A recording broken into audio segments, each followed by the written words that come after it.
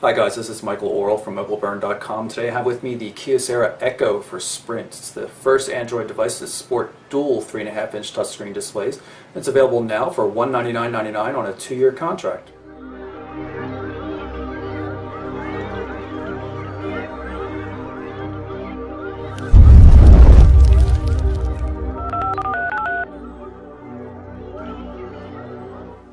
Okay, so let's pull the Echo out of its box and see how it works. Here we go. So here is the device itself. Let's just power this up while we're going through the box contents. Stick it over here.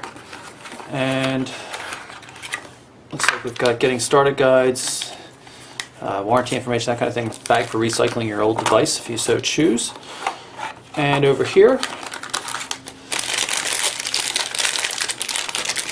looks like a micro USB cable right there for charging.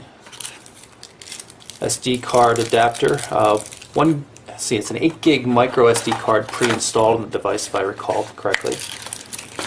Extra battery, already a battery inside the device. Get this open. Kyocera makes some tough bags. It says it's a 1370 milliamp hour battery. You can use that with the included charger. Looks like it attaches, battery slides in here, USB and micro USB as well. You can switch which one you want to use, it seems. Pretty cool. And then here's the actual wall charging unit that just attached to this cable here. After reading a little slip of paper I found in the box, I realized how this charging unit is supposed to work. When the little switch here is in the left-hand side, you can power this and actually charge the battery that's in here. When you flip it to the other side, what it does instead is it charges the phone. So basically it's using this as a supplemental battery. You would obviously be using the longer cord. I just pulled this one from a headset, but now you can see that the Echo itself is charging, and that's solely based on the battery that's inside the external charger. Okay, so here's the Echo itself. The power button's right here, and all you do is flick away this lock icon to unlock it. But before we get into all the software and everything, let's take a look at the hardware, because there's a lot of interesting things in the hardware. First of all, this is a very large device. It weighs 193 grams. That's a very heavy phone, and it's 18 millimeters thick, so it's by no means thin in terms of today's standards. But there's a reason for that, and of course you probably know it, the dual displays here. You can see it right here. But let's go through the controls first. 3.5 millimeter headphone jack. This is the micro SD memory card slot, 8 gig card included. Power, I already showed you that. Volume control, and then the micro USB charging port. Now, I'm not a real fan of covers on ports like that, especially when you're going to be using all the time. But there it is. Nothing much to see on the bottom except a little Qualcomm signage there and part of the hinge. Again, the hinge on the top. And more hinge here on the left. It's because the hinge is quite important on this device, as you'll see. On the back, I've got the 5 megapixel camera, and it's got a LED flash and a little self-portrait mirror there as well. Camera can record 720p HD video. But the real star of the show here is the fact that it has not one, but two 3.5-inch wide VGA resolution displays.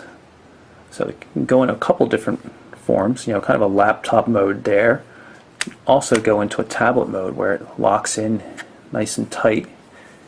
And you get a really large, it's effectively a 4x7 960 by 800 pixel display. You still have that black bar through the middle where they separate, but that explains at least why the display is offset a bit. You can see it's very close to the edge here and a little bit further away on this side. Really cool. Works in portrait and landscape mode for the home screens. So no matter how you're holding it. And one cool thing is notice you get a full screen keyboard here down at the bottom. In this case it's swipe. Really handy, makes it quite easy to type. Other things in the controls, we've got dual sets of controls here, touch sensitive controls, home, menu, and back, and of course only one works at a time, so when I fold up the device, then this set activates, and that's why they light up and everything. Take a closer look at the back side of the device and the hinge. Feels very, very solid. I'm quite surprised. I was a little worried when I first tested this phone at the launch event, but really seems quite solid. I'm very pleased with the build quality. Again, you can use it in kind of the laptop mode, which makes sense when you're doing things like the keyboard input. And then you slide it down here and you'll see there's still a gap there, and then it clicks into place for tablet mode. Take a look at the back cover here. If you slide this up a little bit, that exposes the battery. As I mentioned, 1370 milliamp hour battery. You get 2 of them in the box, and Sprint says that the device is rated for up to 6 hours of talk time. Sprint doesn't give out standby times anymore. Okay, let's take a basic look at the home screen. There are 5 home screens. You can tap on these little dots. Are a little hard to see with this colored background, but wherever you are, you can always hit the home button and get back. Long press home to launch the recent applications list. You can see I was in Jibe recently. I'll show you that a little bit later. No multi-touch zoom control. Pinch for getting a quick overview of all the home screen panels or anything like that. Main menu equally straightforward, responsive.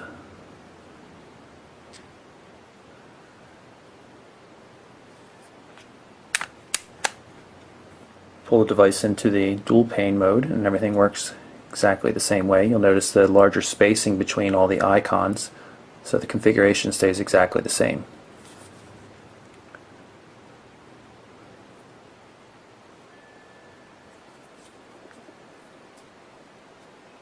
Do see that the menu controls move a little bit though.